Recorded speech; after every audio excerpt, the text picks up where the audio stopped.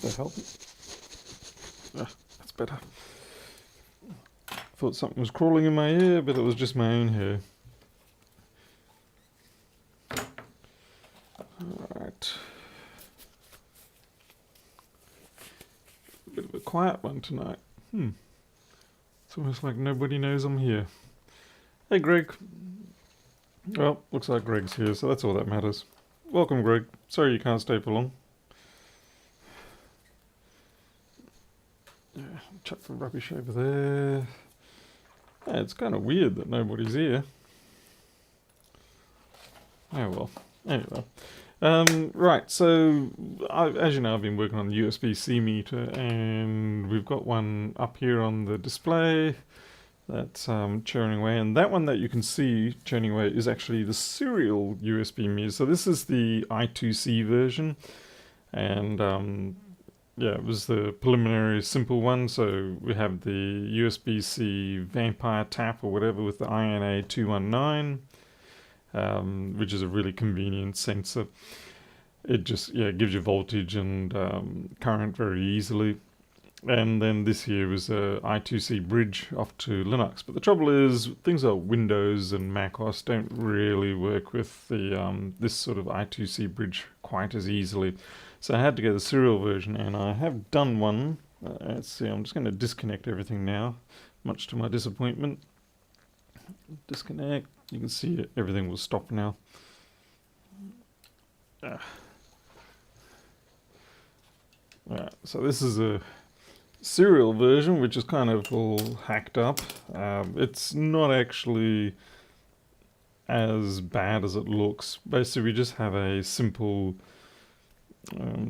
TTY to USB serial converter. Just, I think that's a CH340 chip. So I got a bag of 200 of those around, so I can always replicate that.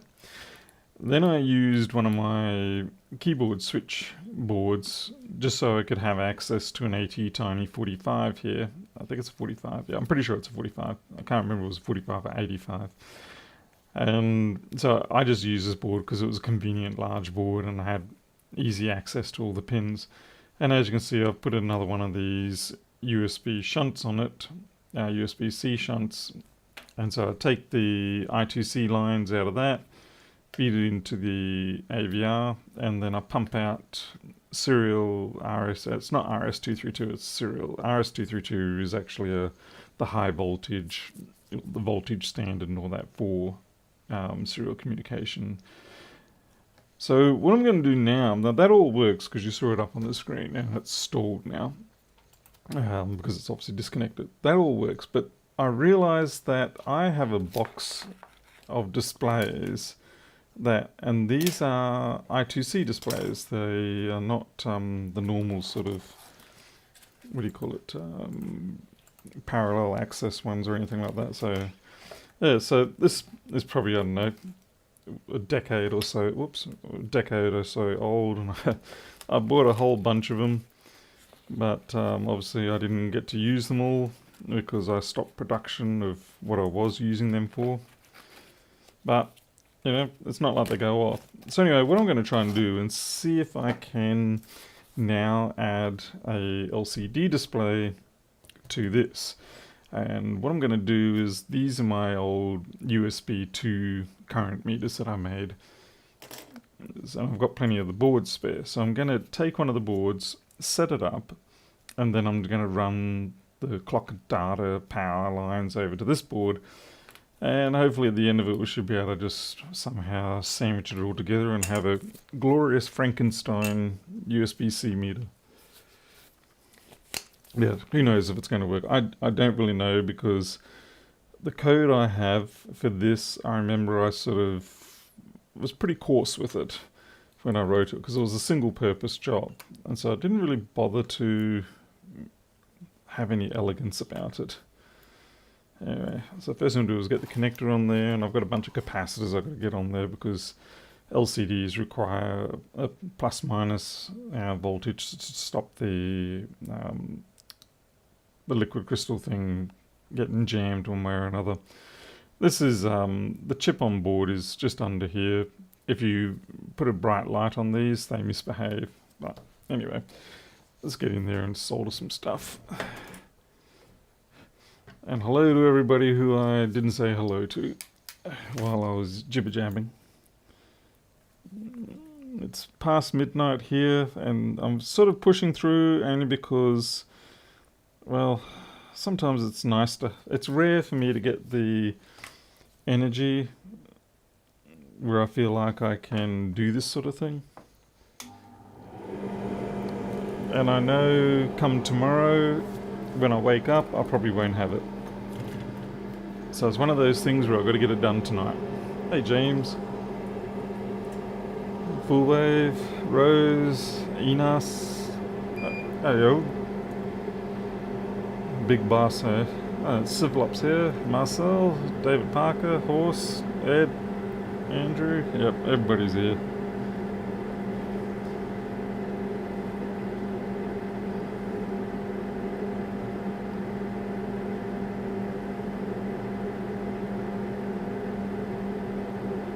Kind of curious why I didn't use this FPC connector before. The ones that I used in the manufacturing, they were just push fit, friction fit. Whereas these ones have got the locking tab. Yeah, that's really not strong enough. I need to use the big chisel tip.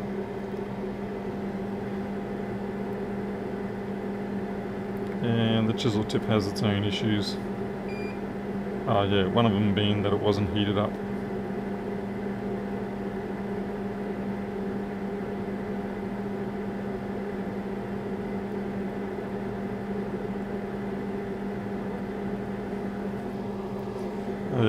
Got to do the mounting tabs. Hey Christopher Howard. Hey Micromage.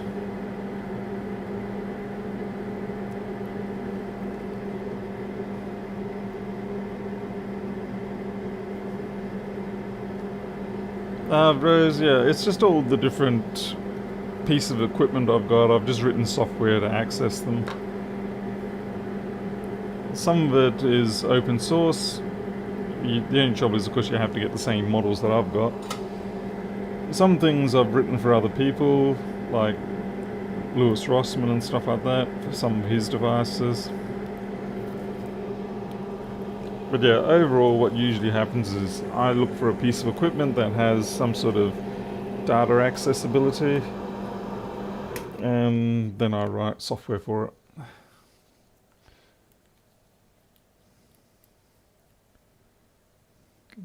Maybe the reason why I went with the push fit was simply because this wasn't much better.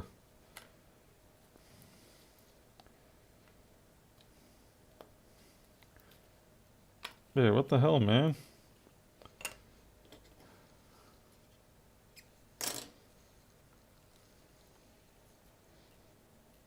I will be taking this back out.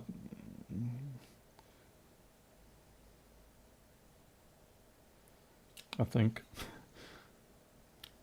Okay, so that's locked in there. Yeah, okay, I'm not taking it back out. It'll leave there, and I'm going to put the various bits and pieces on there. Which now, of course, I have no idea the values that I'm supposed to put in there. God damn it, what board is this?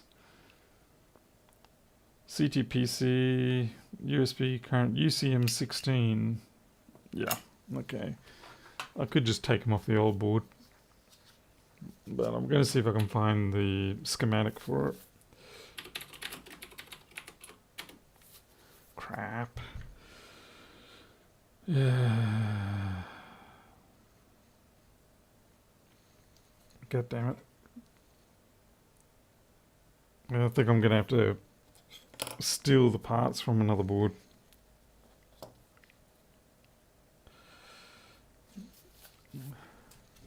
Hey, Jim Allen, yes, it is a little late. There's a dud board. So what have we got? Okay, they're going to be the clock and dialer lines there. And we already have these two here. Now, we already have them being pulled up on the bus, so we don't need to worry about that. It's just these four caps we're going to take over. Because I'm too lazy to go and find out what the values were.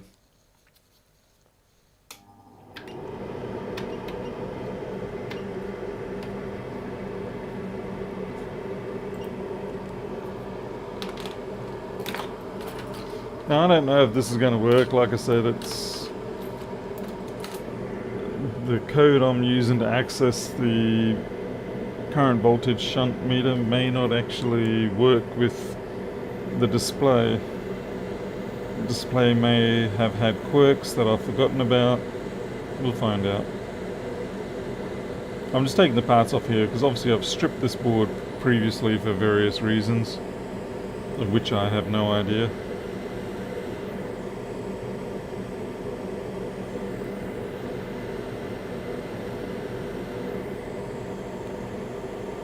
I have vague recollections on what the values are supposed to be, but insufficient to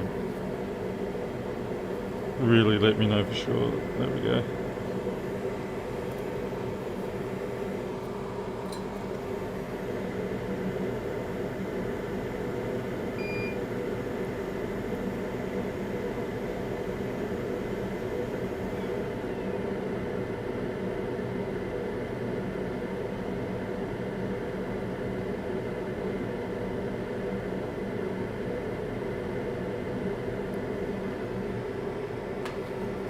See you, Greg. Thanks for dropping in. Hey there, Osis.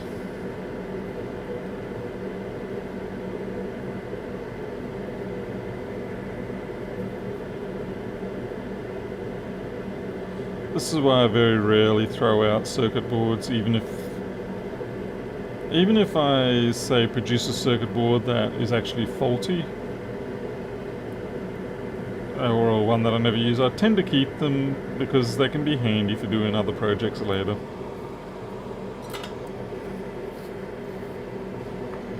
Alright, so that's that. Now the only thing is I don't know which one's clock and data, so there is a way I can find out. I just simply need to look up the data sheet for this particular screen.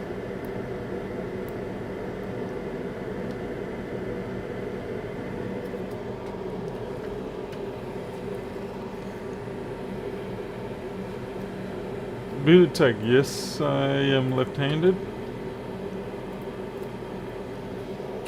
Let's see, 802, 8x2, COG, I2C, LCD.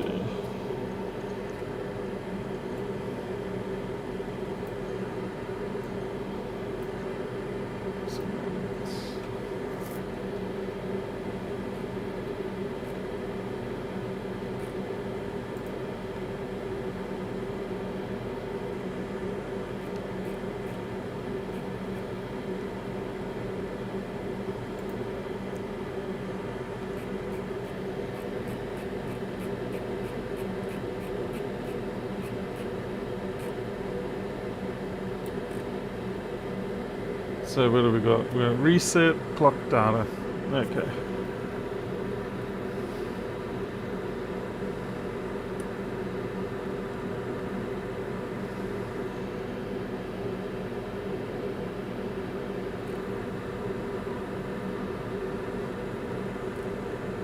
I can use tweezers in both hands. Hot air, more of a right-handed person, but so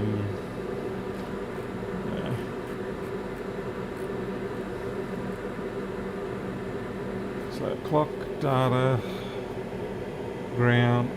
ground power. Okay.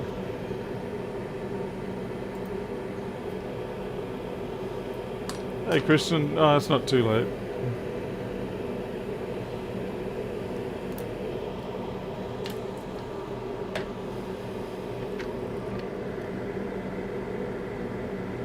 Yeah, at least we've got two pads there that we can use.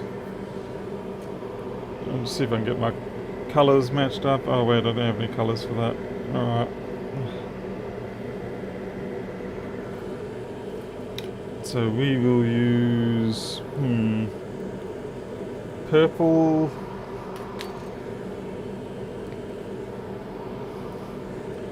and grey. Yeah, purple and pink. That'd be cool. The pink will probably show off as just white. It's slightly pink. Yeah.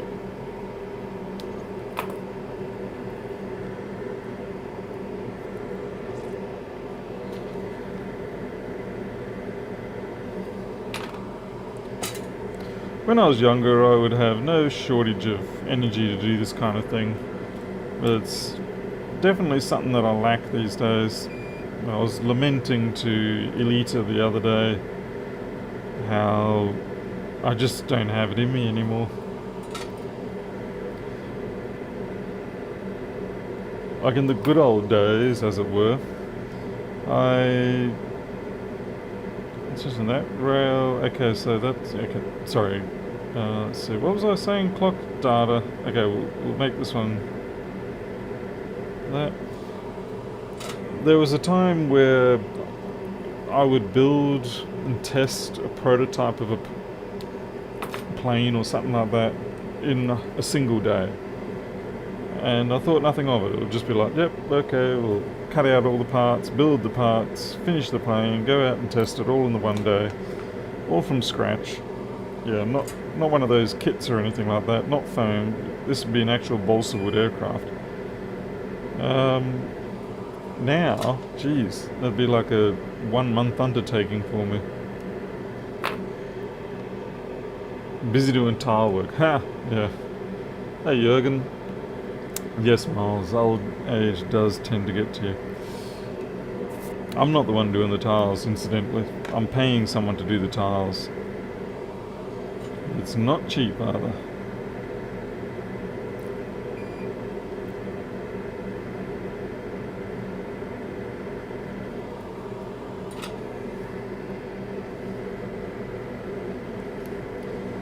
Alright, so I can see just simply from the way it's done that, yeah, that's ground and that's power. The trouble is, yeah, the ground doesn't really give me enough. I suppose I could tap from here and here. I'll put ground and power here and here.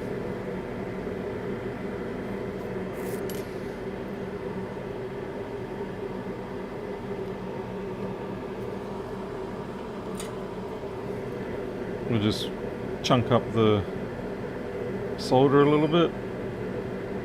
Yeah. Obviously this is purely for prototyping reasons. It's not it's just a proof of concept for prototype. I do have a board layout that I've already worked on, but I wanted to check that my theories were going to work before I sent the board off. Hey, B-Dog.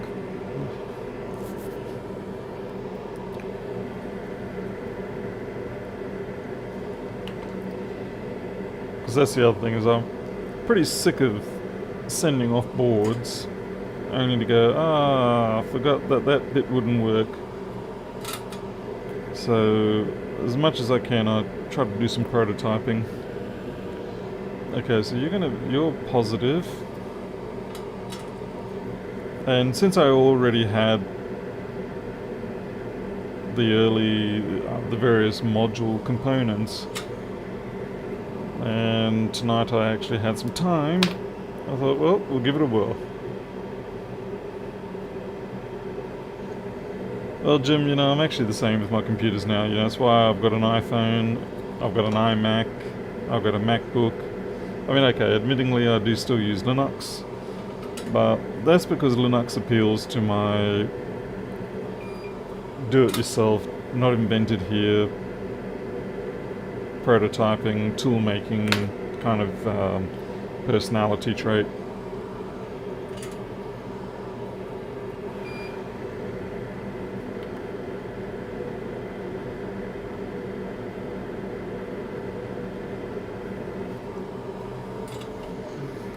And that should be all I need for that board. It's basically, this whole board is simply to hold the voltage boost components and the LCD.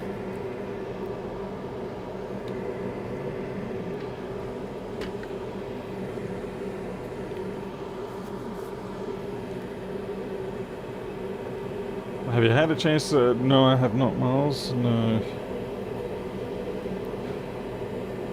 Now, I'm trying to work out how I may or may not do this.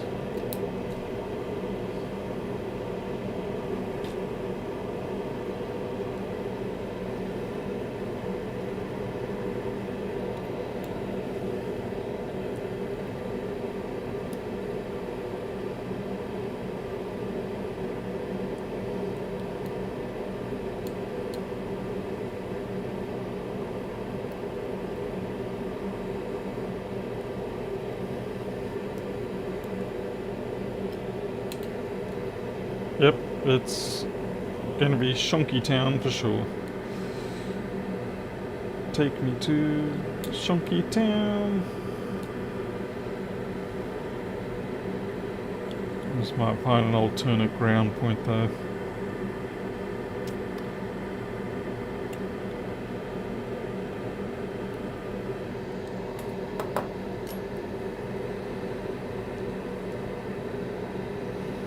Ah, mother fricker flipper. Chomped through the wire rather than stripping the wire. The parameters have changed because the temperature is fairly low at the moment. As in the temperature around here. It's kind of weird having power cables that resist what I want them to do.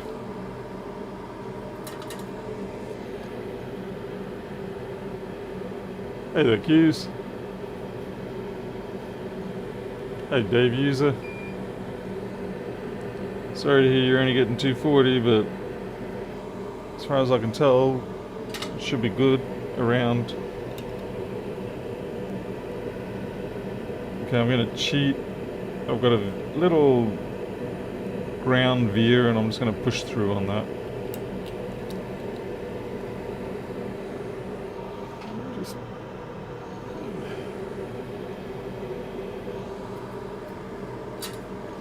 I love how YouTube gives you guys 60 frames per second when this is actually being recorded at 50.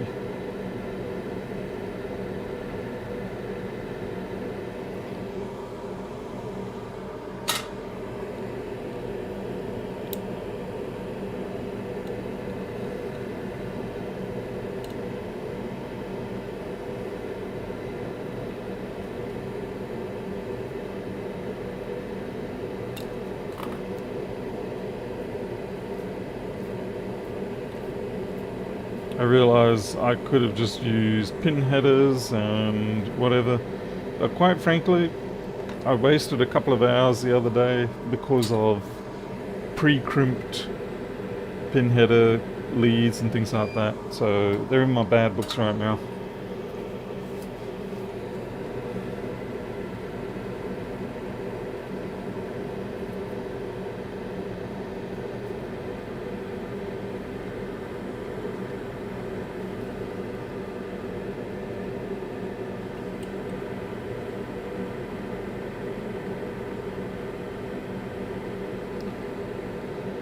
Yeah, looks like I'm going to have to do a three-way orgy here. It's not how I like to do these things. But I can't really find another place for it.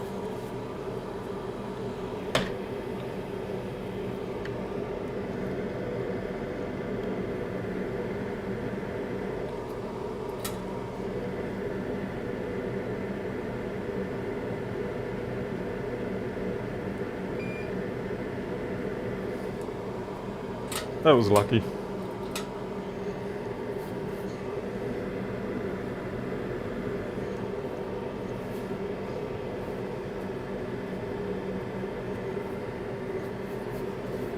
Yeah, Q's, I generally do that with all of my stuff now.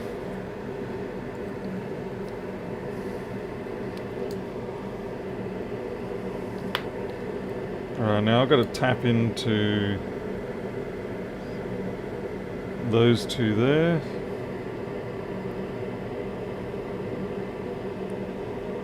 Just going to give myself a little bit of room to move on those wires. Fortunately, the I2C bus is fairly tolerant of things like that. Have you done any Samsung tablet screen swaps? I have occasionally, but not really. I mean, most of the time it's just, you get those modules and you just pop the module out and pop the module in.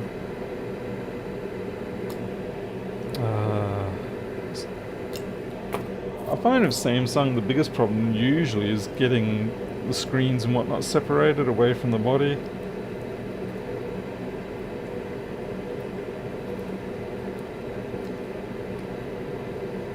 Yeah, they've just got all these hidden clips and things like that. It's like,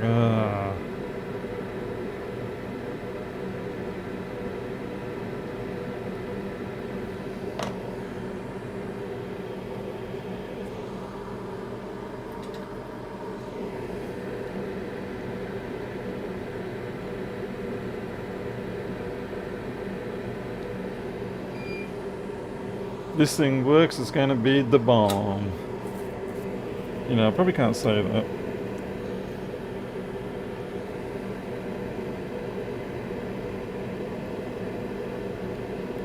YouTube's probably already just simply removed the whole discussion.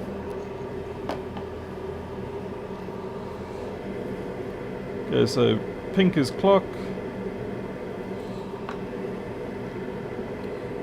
I'm just going to put some solder on there to give it something to grab onto the top of that pin.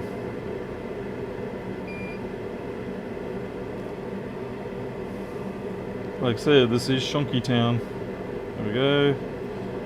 That's probably about 50% cold join there.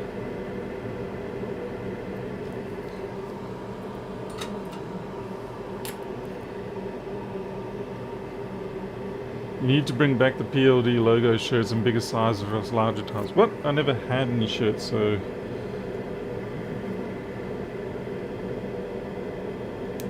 I've actually never done merchandise in that respect.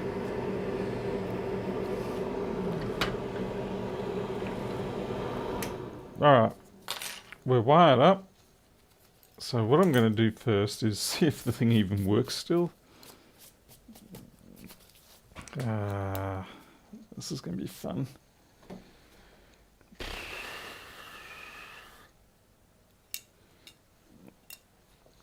So stand by while I stuff around with this.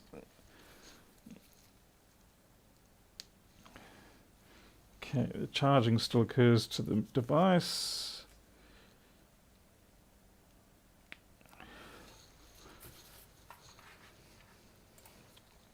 Q.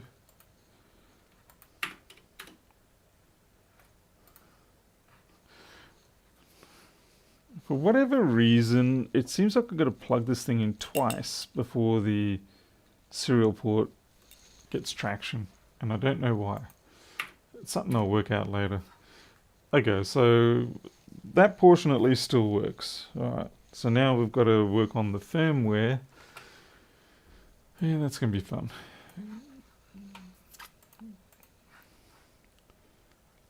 USB serial firmware. Okay, so at least we're in the right folder to start with. Oh, hey, dramas. I think Simba's... Oh, sorry, just stand by. Simba's crying. Oh, Simba's crying. Oh, okay. He's in a mood tonight.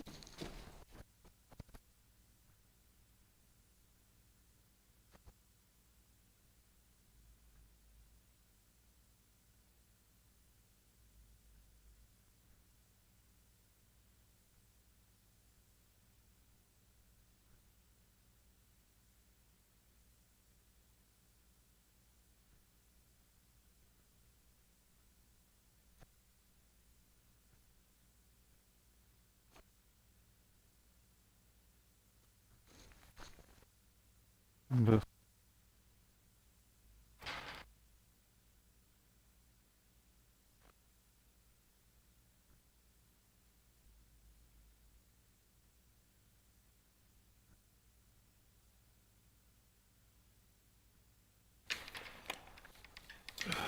oh, sorry, Simba.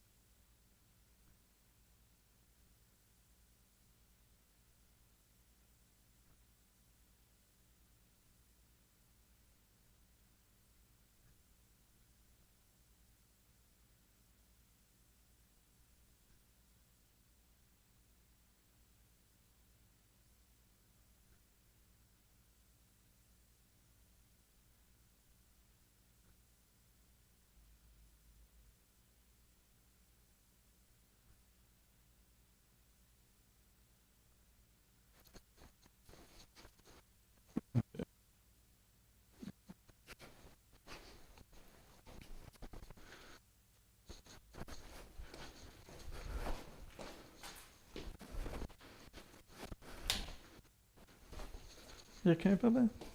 Is all boy?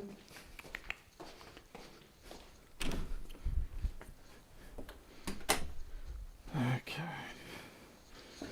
Alright, we're back. It was just an incursion into the inner section of the property. And it wasn't supposed to be. Anyway, so I just had to get that kitty cat out of here. Alright. Now I've got to find where everything is. Chat, everything else. Ah, there we go. Alright.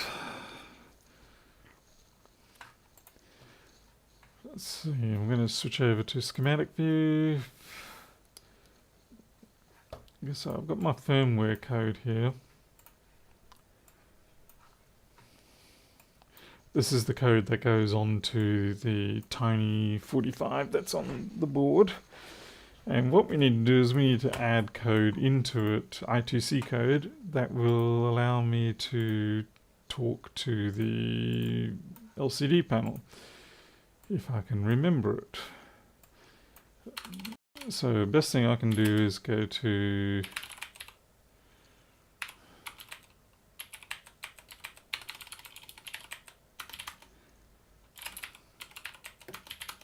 look for something that already does do it. Let's see.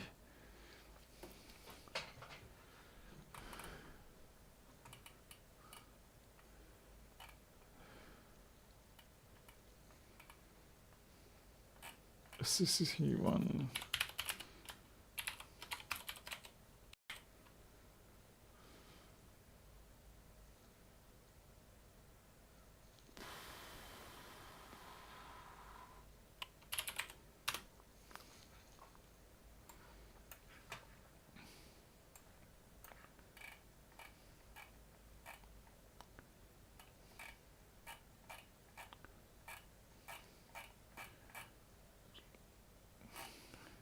What the hell? This is not my code. Let's see.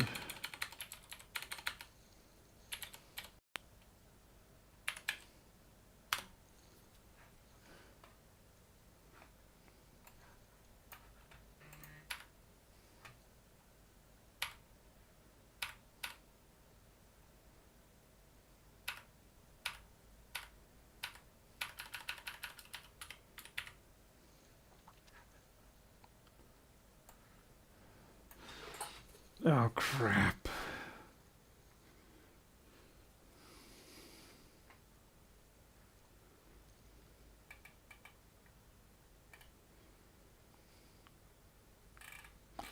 There's a lot of stuff in here that is rather unique that I'm going to have to kind of work backwards on.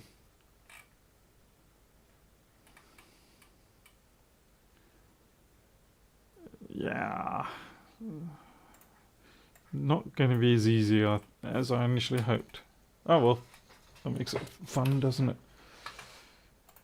Let's see.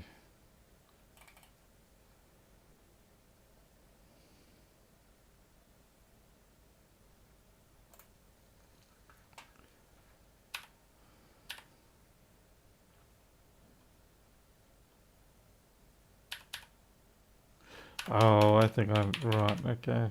Yep, no, this is going to be hilariously annoying.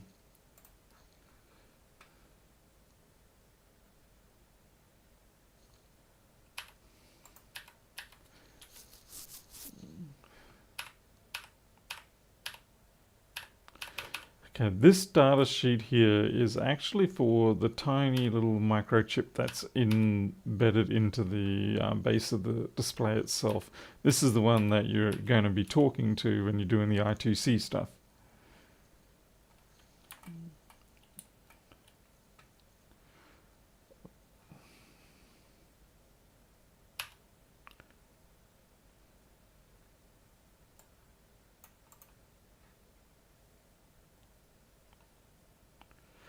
Slave address only set to, oh crap, what is that,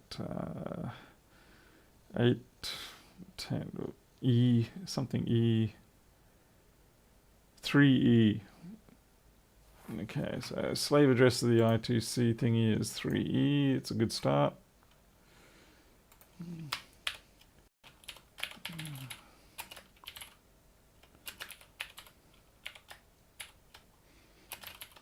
Then we have to shift it one across for the fact that it's the particular library that we're using. Okay, booted. Take care.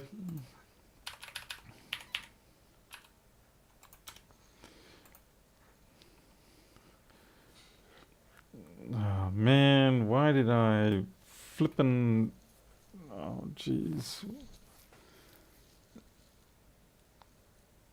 So that will be... I can emulate this simply as... Okay, so that's going to be the address. That's going to be the register value. But is that high or nibble high, nibble low?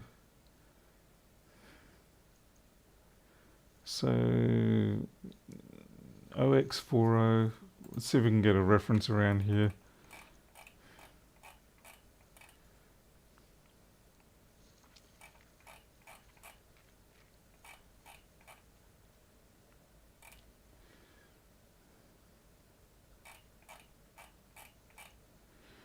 I want to see what the registers are.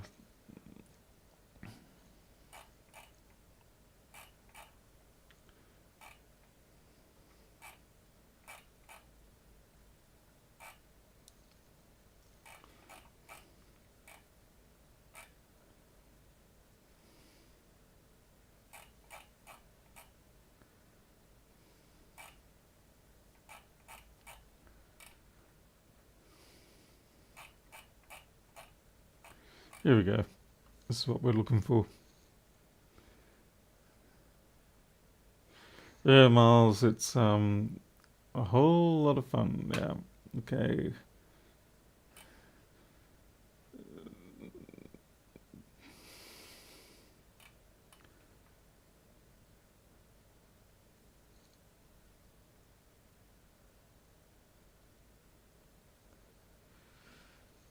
Now, these are very much bit bash sort of things.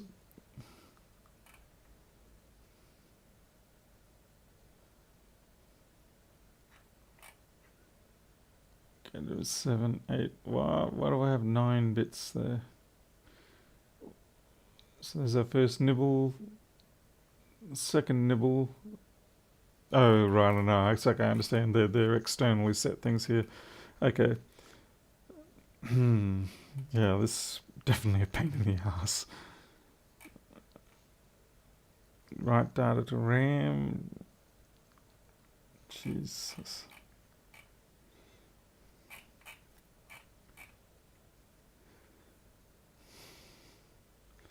Zero display by writing 20 to all. Oh, yeah, okay.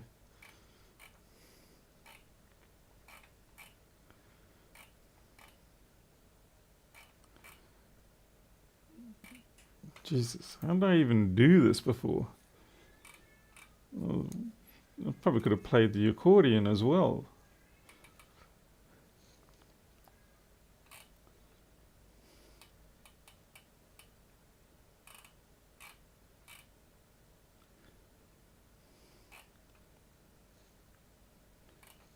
Hey Steve, I'm just trying to put a display onto my USB-C meter.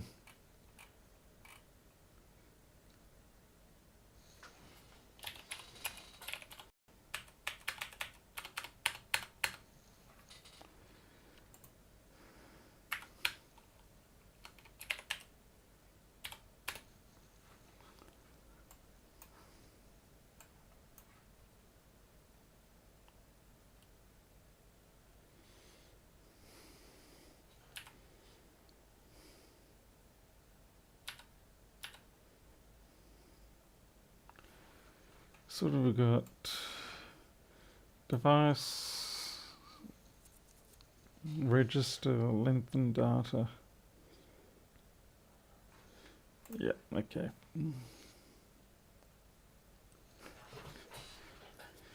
Yeah, Jim, believe me, I probably shouldn't be. Okay, so send commands. to 0 register. I send data to 40 register. I'm starting to get this.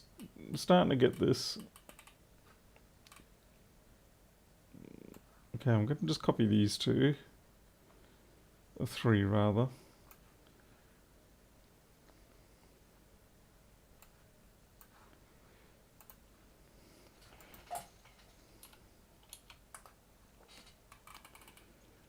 And I'm going to change these to LCD command. I'm typing with gloves on, it's not really my thing.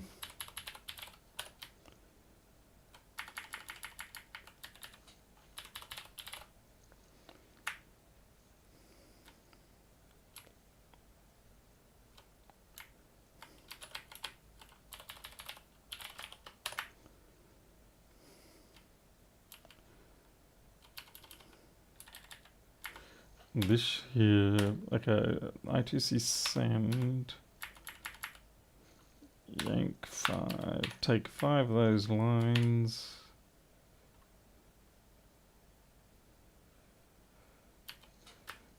put them there.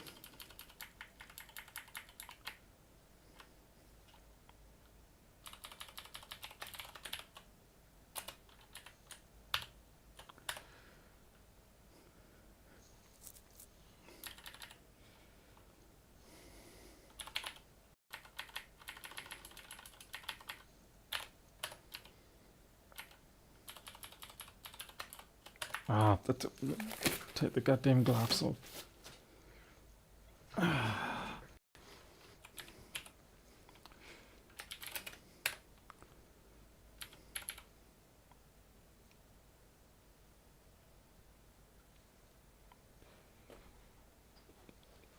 Wait, what am I doing?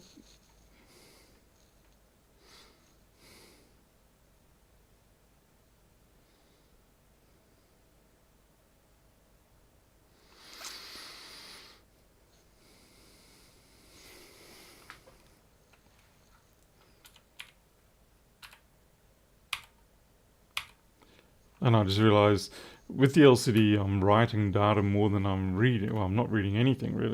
And so these functions aren't correct. I actually need...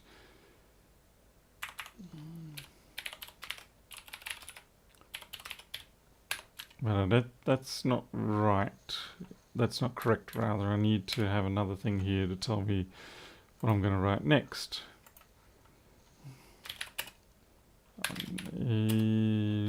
ITC master. No.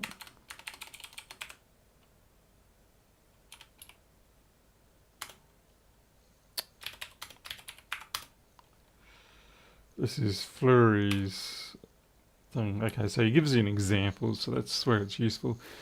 So does this. Okay, so this is what I wanted. Oh, okay, so I am just following up with what I want to do. That was easy.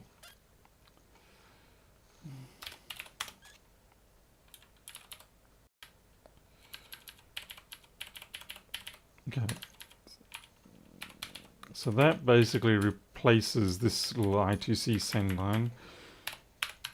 Let's grab those 3 lines, put them up there, and this will be okay to 0.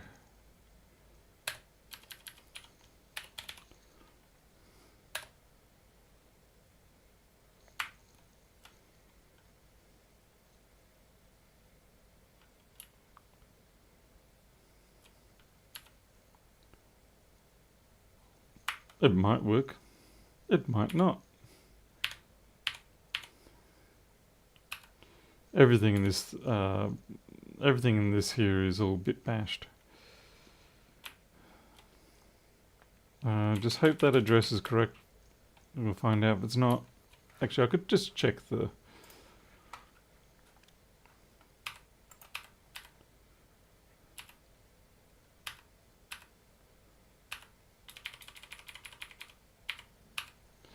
I don't think this particular data sheet tells me which I2C address it's on. I think that's what this one's for.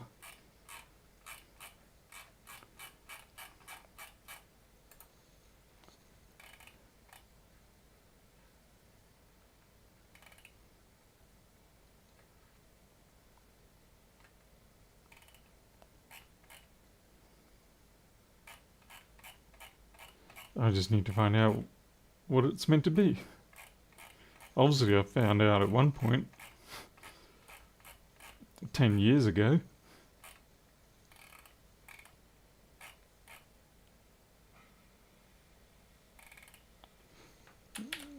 "3E", nothing.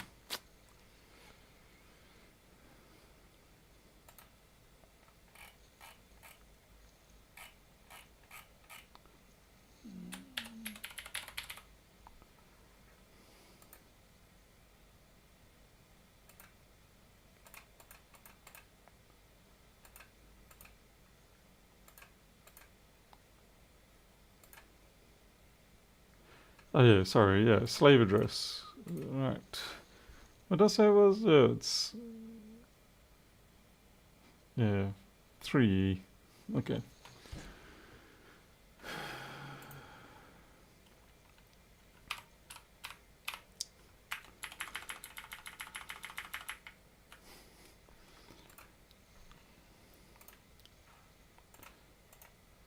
Now the next problem is that I recall there being a fairly ugly, so this here, a fairly ugly sequence that I had to put in to get these things to even work.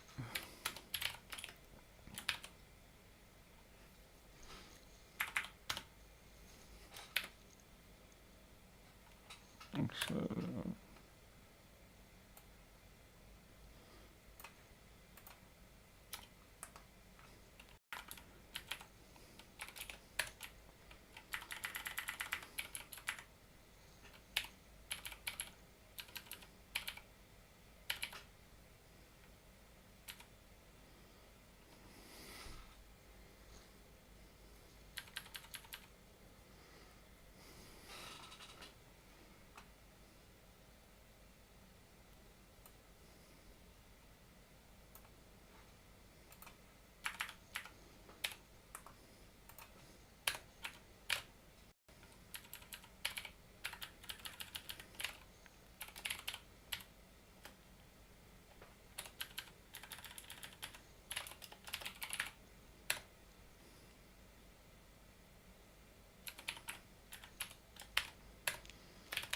oh, let's see if this even compiles.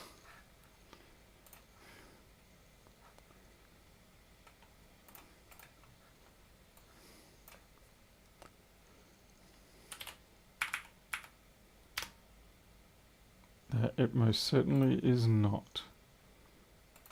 Oh, right, yeah, whoops. Okay, that is the software for this portion, the actual, it is not the actual chip firmware.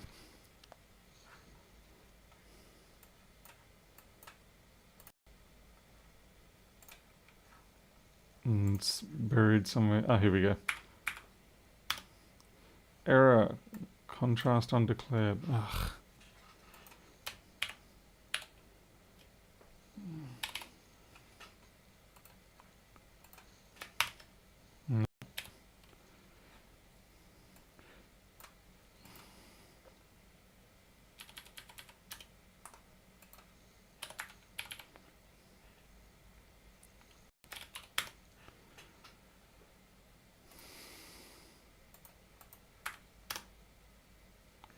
Undefined reference to I2C.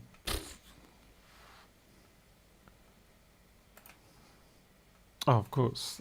Yeah.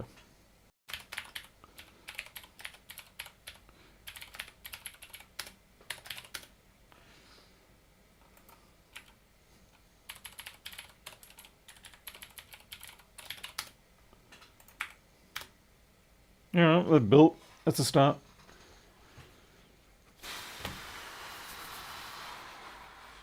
Now I have to disconnect everything again, though.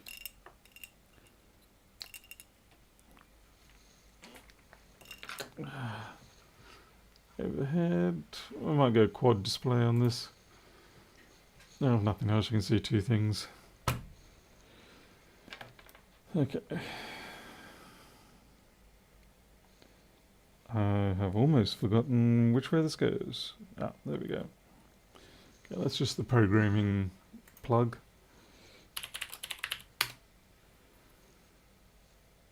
Holy shit, it actually worked.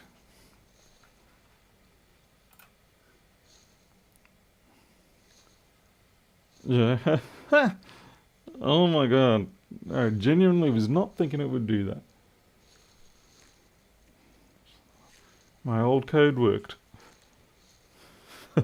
I'm sorry, I'm just a little bit shocked by that.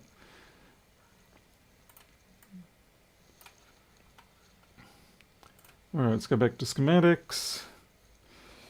And what I have to do now is make it so it actually displays that information on the screen.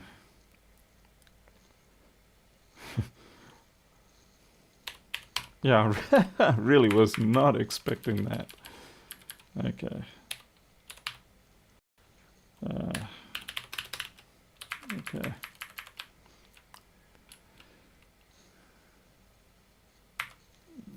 So what I'm going to do is, oh crap, this is fun. I basically now have to compute,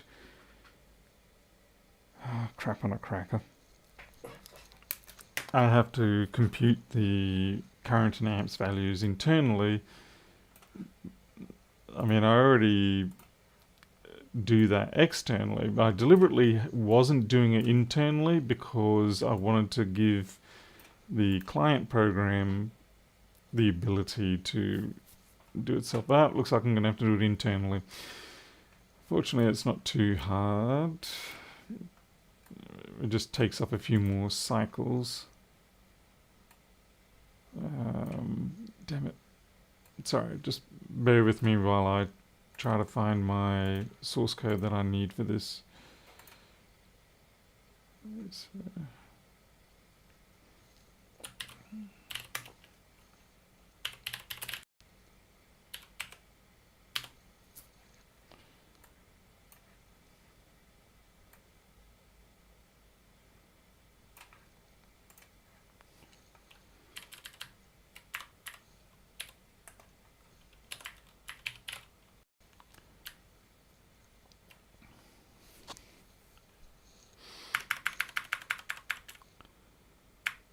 Well, fortunately, at least this thing's got a whole lot of memory, so I can kind of get away with what I'm about to do, which is very naughty. See, when you're dealing with the microcontrollers, you kind of have to work around their various limitations. Like, the reason why we usually end up with bigger, heftier microcontrollers is because we get lazy on doing things. Like, instead of doing everything in integer math, we start doing stuff in floating point, and we just let the system load in a library to do the floating point. It takes up another 4K or something ridiculous like that. Tom George, that's for later. We do the end of night save. Yeah, so I'm reading the 4 bytes that I need, and so as you can see at the moment, I just spit them out. The reason why I do spit them out as text, though, is just simply to make it easier for if you're looking at the stream in a terminal program, rather than having gibberish come through. It is nice to go with a bit of text, and we're only doing around about 20 samples a second, so it's easy enough to do over 9600 BPS. I do, once I've got this, I'll upload to GitHub. Anyway, so send that out. Well, let's see what the floating point's going to hurt us with, although I could do, yeah, let's do fixed integer. Well, I have done an intermediate backup. It's called saving it.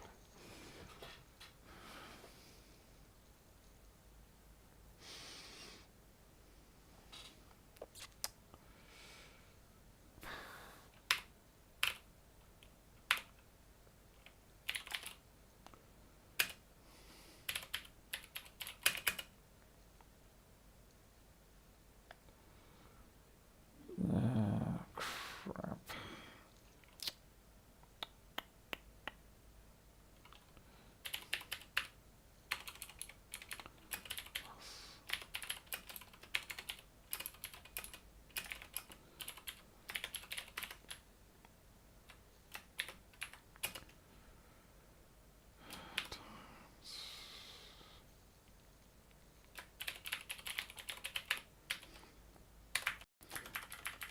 it's like this here, rather than being 4, we're just going to say 0.0004. We're going to call it 4.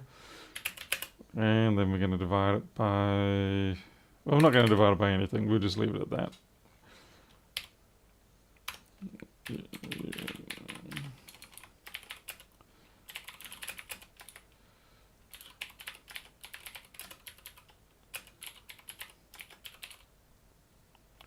And I just realized this actually has to be shifted down by 3 bits.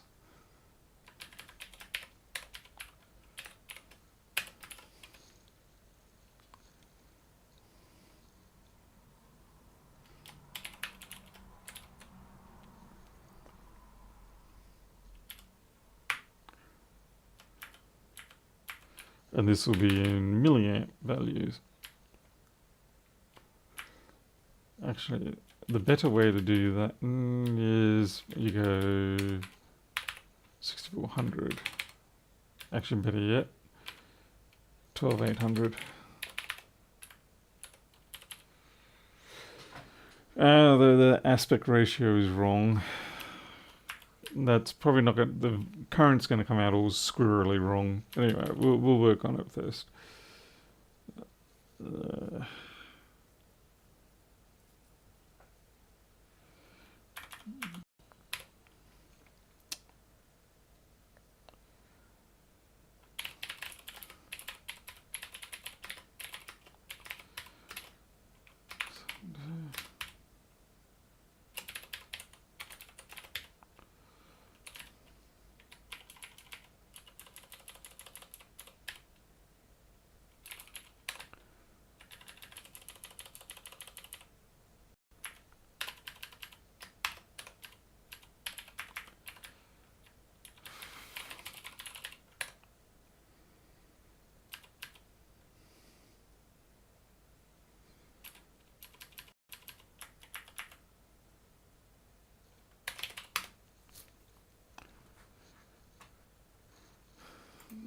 Okay.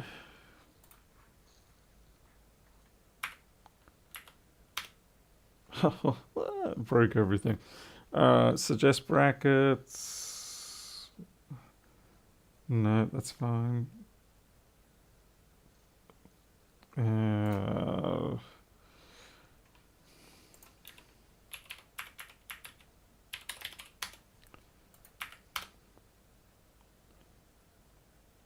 Expected UINT channel. Okay, it's kind of complaining because it wants UINT.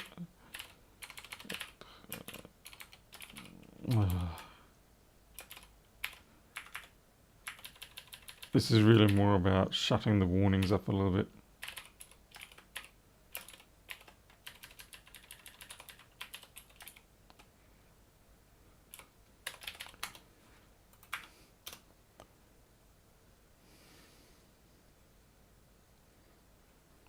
Okay, we're going to change these to 32.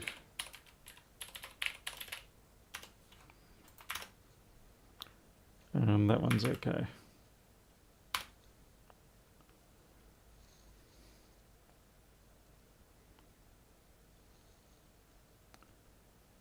Okay, I can see something reading there and it's all very wrong.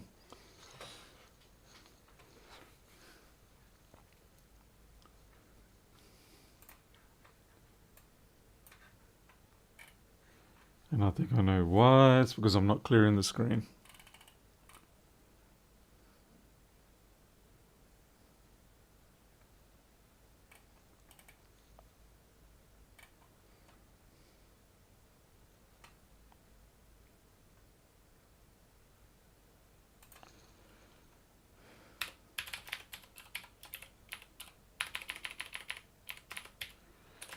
I'm fairly sure 0 was to clear the screen.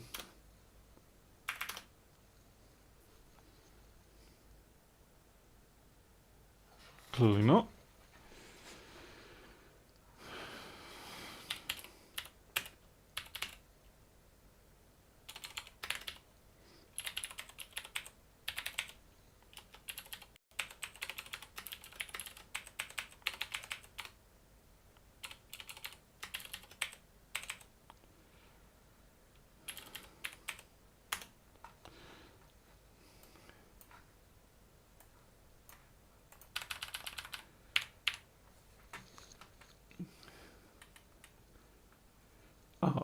I was wrong. It's 1.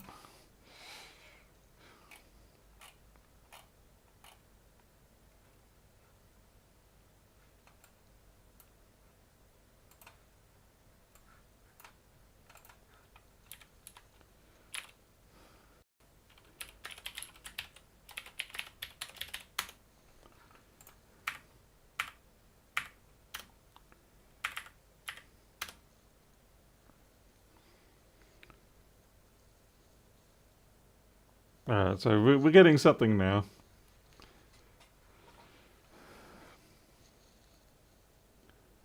And as I was saying before about that, those ratios, yeah, I sort of figured they would be wrong.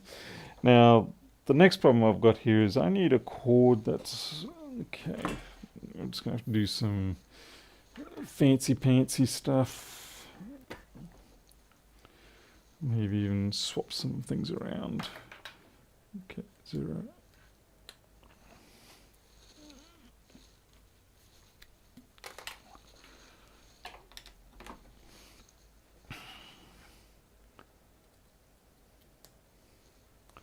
And then I need a device that I can charge on USB-C, which of course this will do.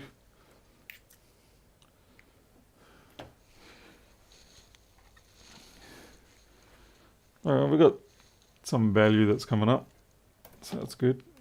Let's see if it actually is.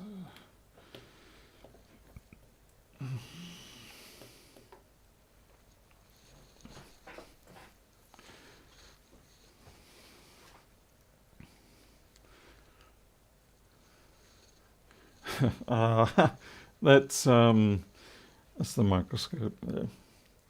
Okay, so what have I got? 5 volts, 150 odd milliamps, so definitely pretty much no relation whatsoever to that.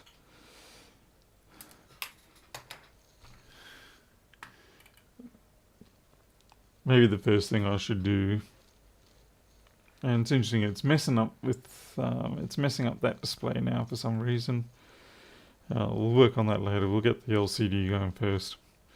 It may be a case of, it could be this is messing with the communications.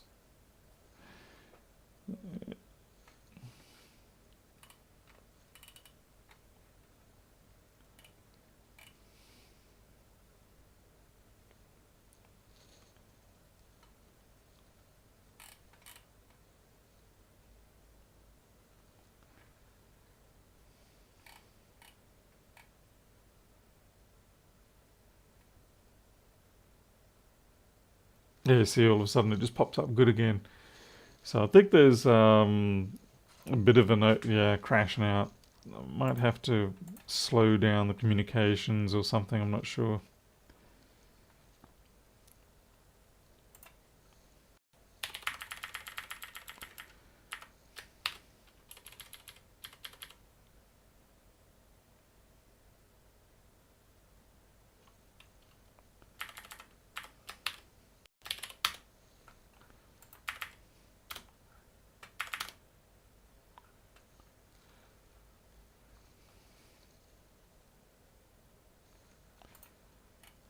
Either that or I'm just wrecking its memory or something.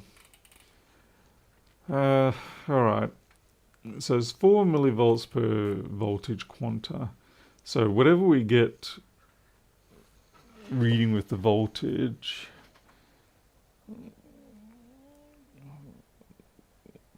let's see, I'll shift that.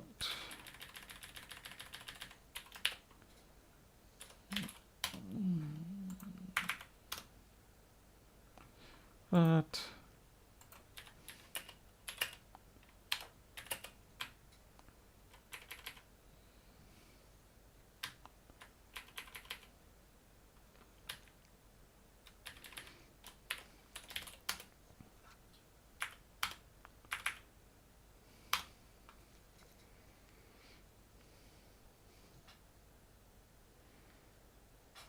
Okay, that makes more sense. 5.2. So that's pretty close. That's basically 5.200 volts. So we're getting there now. And now we've got to work on the current. Let's see. What the fuck did I write there?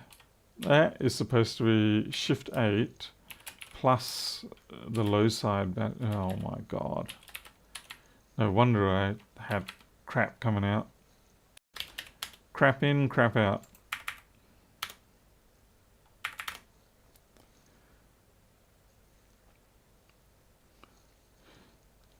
And I think, yeah, the values are still all over the place. Jim, basically what you can do is you just average them if you want. Take 10 samples, take an average.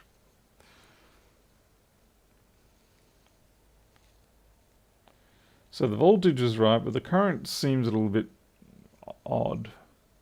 Because I'm, see, 55. Yeah, current seems a bit off. But I'm not overly surprised because our current, see this here, this will be computed just as an integer and it'll probably work out like 1 or 2. So we actually can't really do it that way. We have to come down here. That damn thing just jumped up again.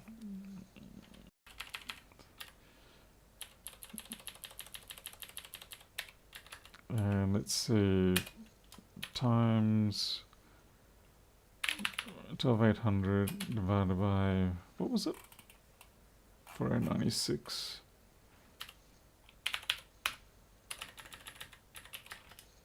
Now, according to normal math, I shouldn't have to put those brackets in, but we're going to. The only problem is that is potentially going to create a value that's greater than 64-bit, but we'll see, we'll see.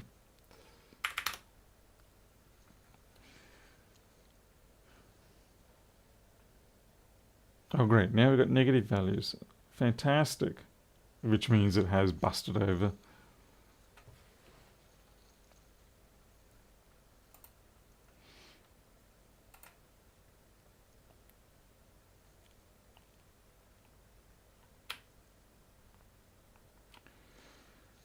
We'll just drop it by a factor of 10, see if we get anything that makes sense.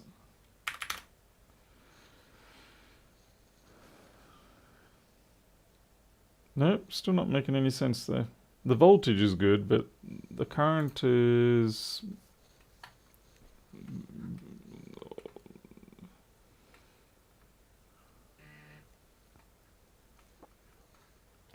Kristen, at the moment, I'm not getting anywhere near the limit of what the INA, the 219 can even do. Yeah, 20 samples per second is well below what matters to it.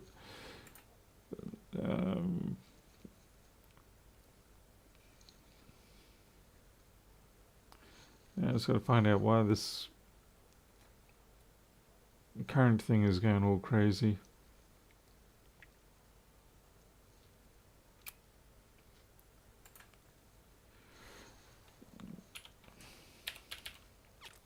I'm just going to...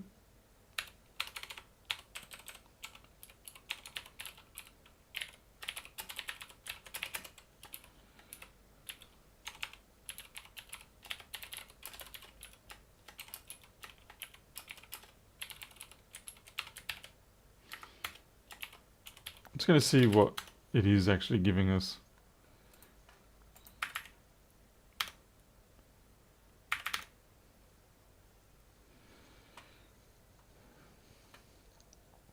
Okay, so we've got values spiking all around the place, 400, the occasional 1,000. That actually can be because of this. I really should have a fixed load on here, something that's like, you know, just a fixed resistor. Let's see, so I got what, 400, and it's, I could almost divide by 8, shift it down by 3, and it'll probably get pretty close actually.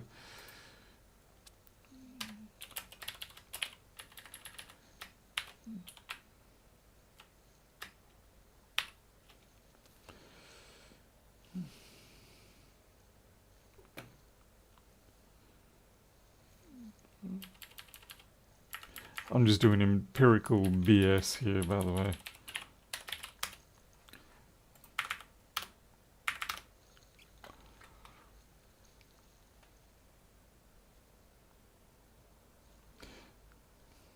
Alright, the reason why that value is going to be different to this value is because that value represents the current used by the meter plus the current drawn by the charge. So if we look at this, it's around about 50 to 60 milliamp. So let's plug this in and see if we get anything close to that. So yeah, we're not too far off. It's momentarily going to jump up because when this thing starts charging, it momentarily pops up a fair bit. But the bigger problem I've got here is the fact that it seems to be doing something to the serial data.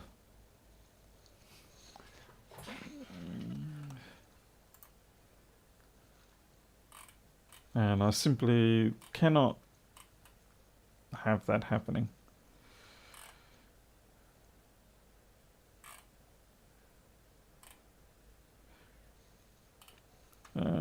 Let's see, so the stop gets done. What the frick was that? Why is there so many noises?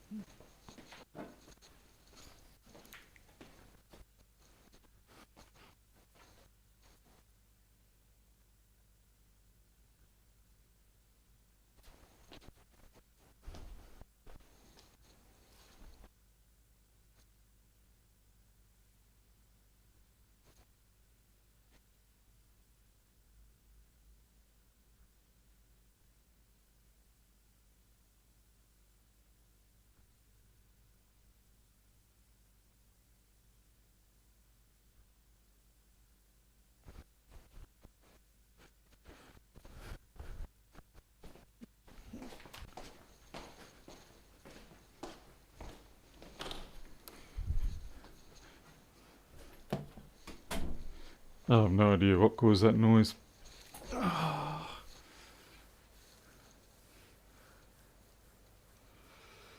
Weird.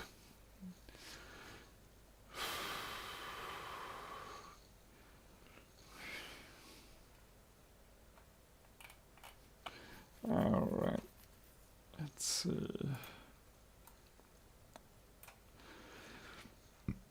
Okay, that can take a hike.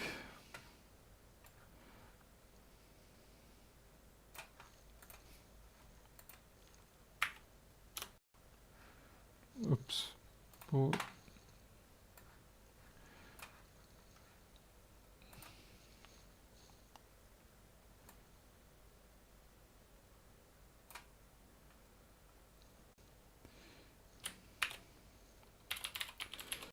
By the way, who the hell ruined the GNOME calculator? It used to be a fantastically useful programmer's calculator, and now they have turned it into complete and utter crap. That is not a programmer's calculator. That's a piece of crap.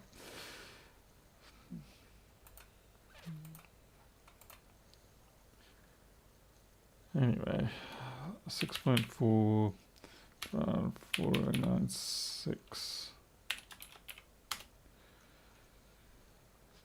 Hmm. 3.1. Jesus. Okay, so multiply by 3.125.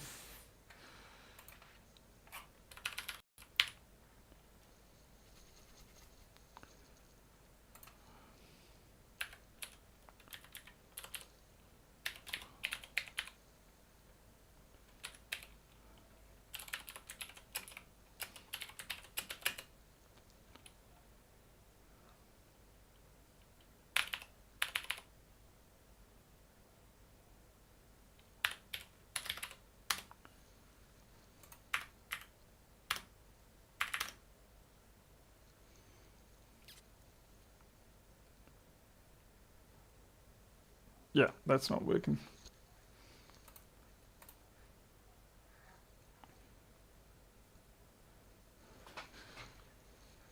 Let's see, 3125 times 450, so that doesn't make any sense either.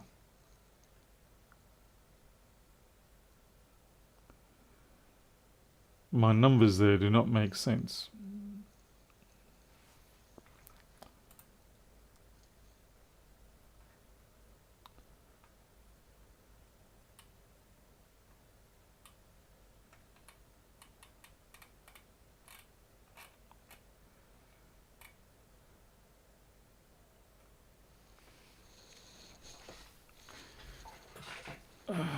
What's going on here?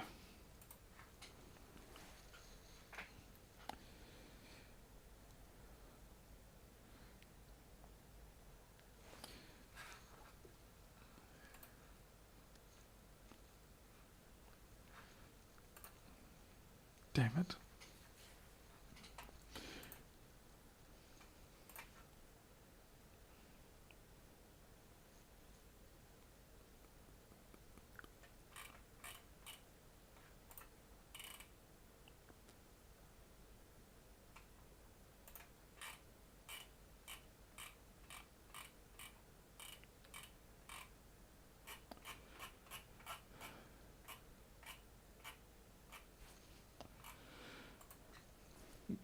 What have I messed up here? Basically, what current quanta is for every unit in the shunt voltage register, so like for every bit, so to speak, it's equivalent to whatever that quanta is, which is basically it's 6.4 amps either way, because it can be positive and negative current across that shunt. It's like plus or minus 320 millivolts. And on a 12-bit register. Now I just feel like I'm missing something a little bit obvious here. Hey, welcome back, Graham.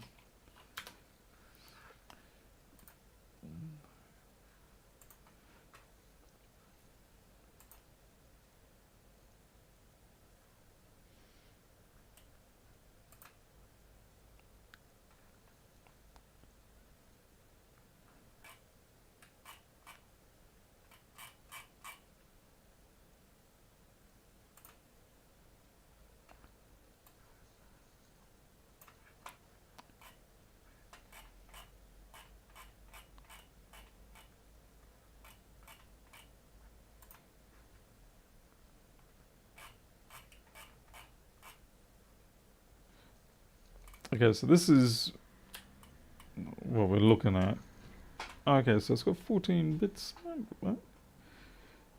This is the mode we're in, shunt voltage PGA /8.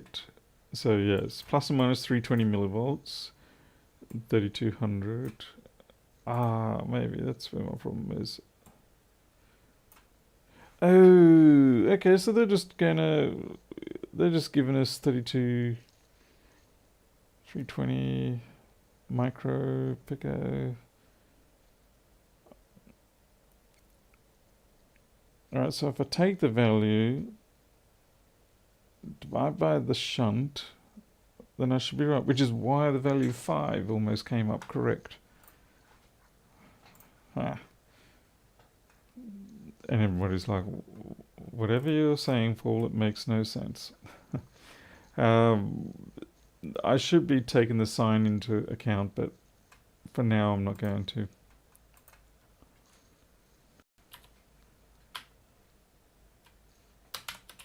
Okay, so whatever the shunt, that will be the voltage across the shunt, sorry. And it's not encoded in any way, it's just a direct decimal value. Let's see, 320 millivolt. I equals V on R, so divided by 0.05, which is actually the same as multiplying by 200. Yes, no.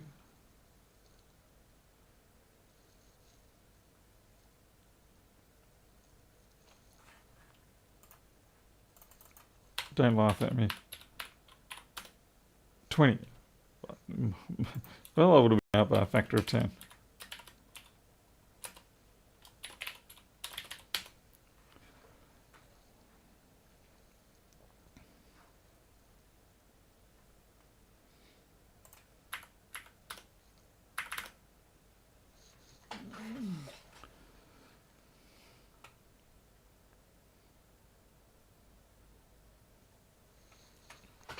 And it's still wrong. Still wrong.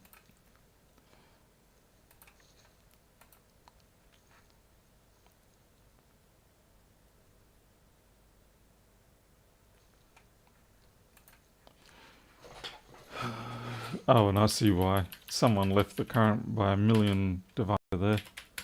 So yeah, you know, that makes sense.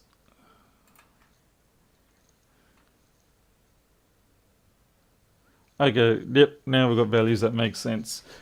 So if I divide this by 100, I will get milliamps.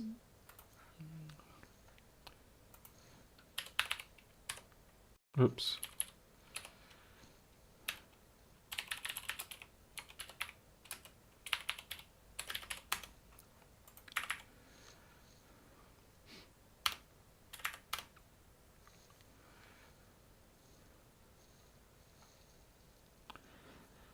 Okay, now we've actually got something that makes sense. So yep, that's the current at the bottom, and it's about right. And like I said, we've got millivolts at the top.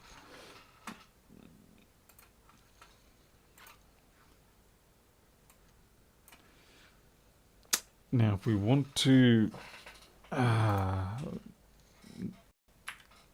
split the, what do you call it, the voltage into volts and subvolts, then yeah, we just do this.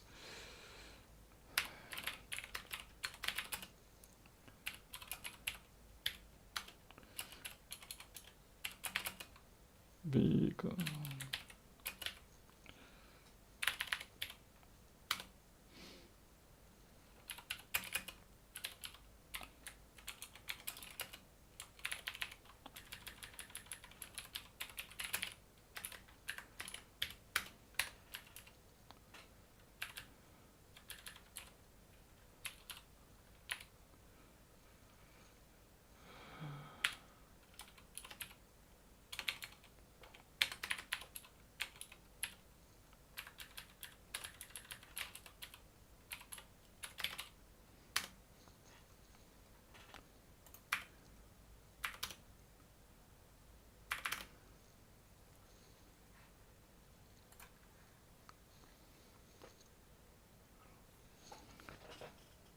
That's pretty good.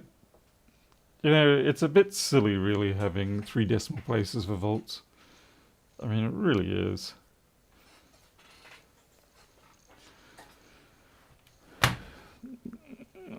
Let's plug that into something that's actually kind of serious, like a laptop.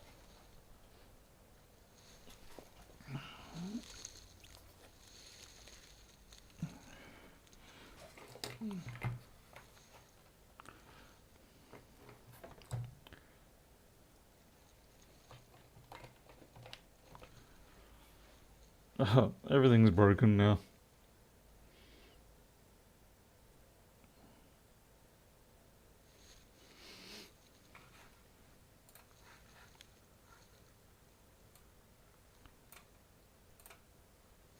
Yep, everything is catastrophically broken. Oh well.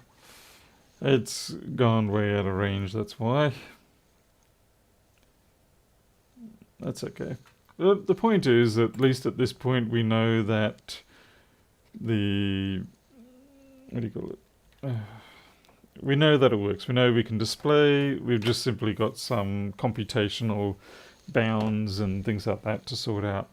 We know at the 5 volt thing it's doing its job properly there. Oh, look at that. It does occasionally still crap its pants. And I would say a lot of that is because I'm using the wrong size values in terms of like 32-bit integers and things like that. It could actually be all related.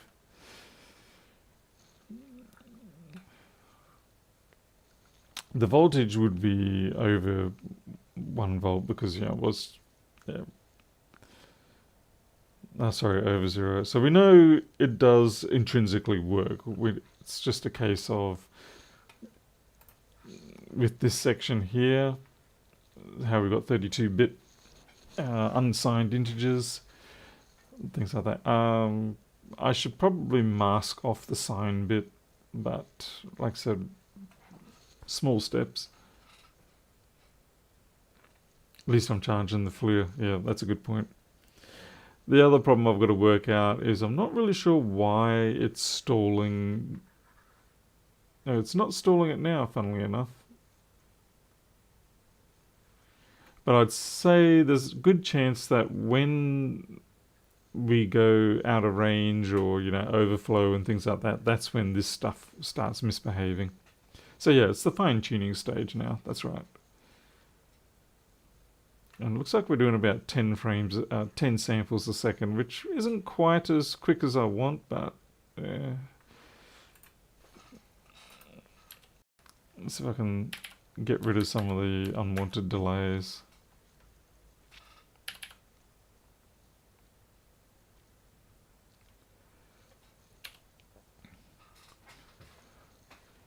Yep, I know that, Jim, but realistically though, sometimes you can actually sort of fly under the radar. Oh yeah, whoops. I'm not even connected. I've had a few products in the past that I've made and China never picked them up.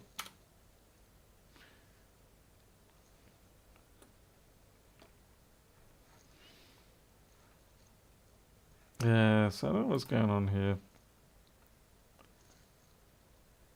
It might be my own code is at fault. Shock horror.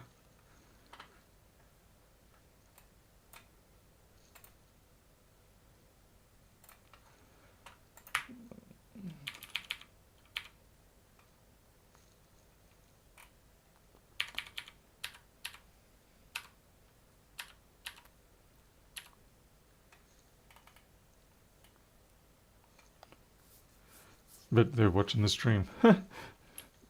Very unlikely.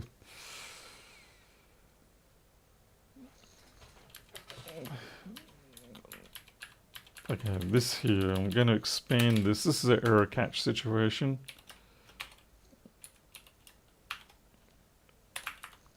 What I'm going to do is while...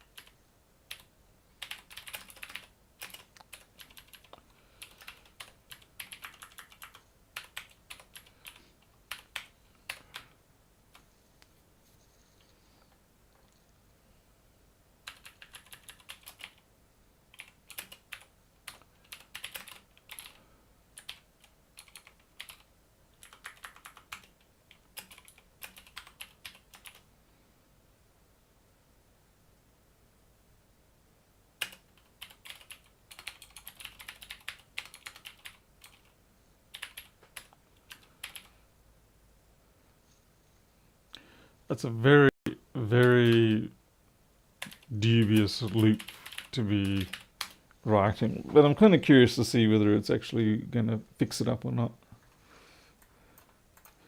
And like I said, seriously dubious.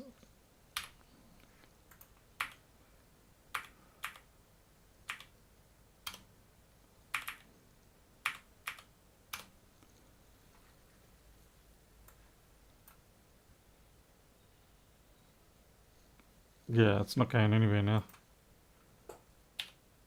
Uh-huh. Stuck in the infinite loop.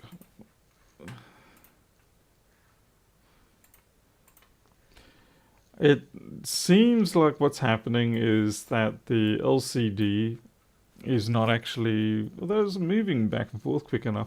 It just seems like it's not relinquishing control of the I2C bus, and when it comes back up to read more data, it's got nothing for it. But I don't know.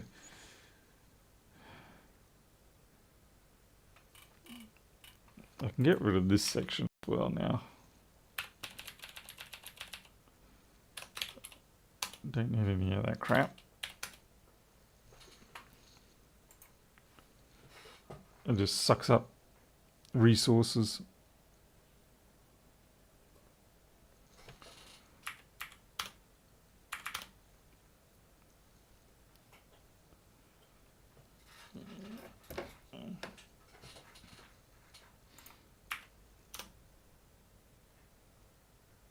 Wow, it really does get trapped in that loop.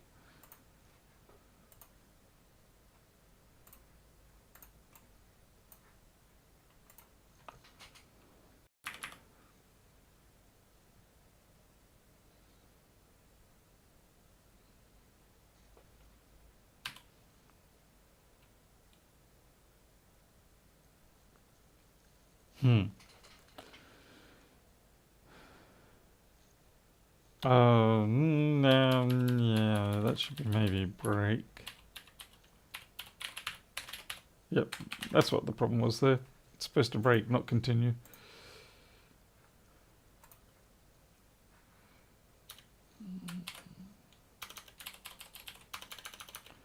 No.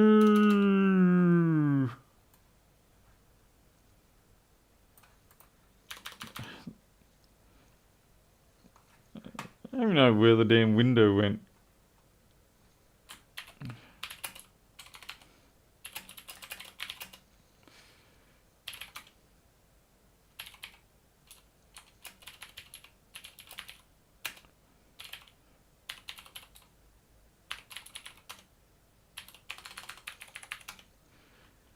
Terminated.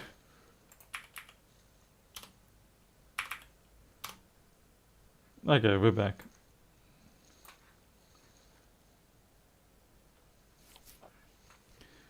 See if it glitches out anywhere.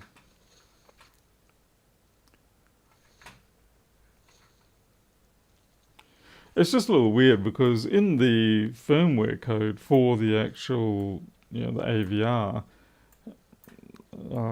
it should get everything pumped out in one shot. It's it's an atomic operation because I don't do anything concurrently or threaded or anything like that. It's like we read the data from the 219, we generate the data, we send the data out, and then we go talk to the LCD. So, yeah, I'm not sure what's going on there. Unless what's happening is in my meter reading code, but this should be a blocking read. That is to say, until it's read 1 byte, it's not going to come back out until the system basically just overall times out. So I'm not sure why it would have been doing that, but yeah, these are the things that are a little hard to determine at 2 o'clock in the morning. So I think I'm going to leave it at that. I'm pretty happy with the fact that it's doing what I wanted initially, and that is to actually get the display to work. So I know in principle that I can add that display header to the planned board and be able to turn it into a USB-C meter. Realistically though, I don't think I'll be using the display that much because a lot of the time this whole device will be up at the power brick, like the Apple power brick or wherever you're generating the USB-C power, and you won't really be looking at it. Mostly because you've got because you've got this cable here going off to the PC. It's a bit of a nuisance to have more cables than you really need floating around on your bench where you're trying to do your work, which is why it's primarily designed as just simply a headless unit with no display on it. So it just simply sits in line on the cable, and then you continue on using something like one of these or whatever down at the actual MacBook or whatever it is that you're testing. And I don't really bother with having the display. I will put the option for the display on there, and the overall circuit board size will actually be pretty close to what this is because I need it so that it can actually hold the display. Oops, I just jerked. I ruined it now.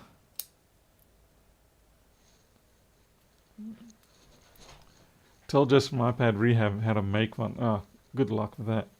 I mean, I can barely remember how to make it. I love how it's all dead now. It's dead. I killed it. Let's see if I disconnect the serial if it comes back. Yep, it came back.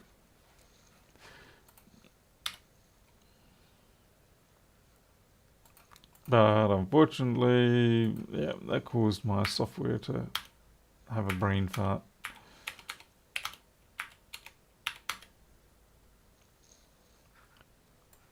Oh well. Yep, I'm out of here. Tony, it's not yet on my GitHub.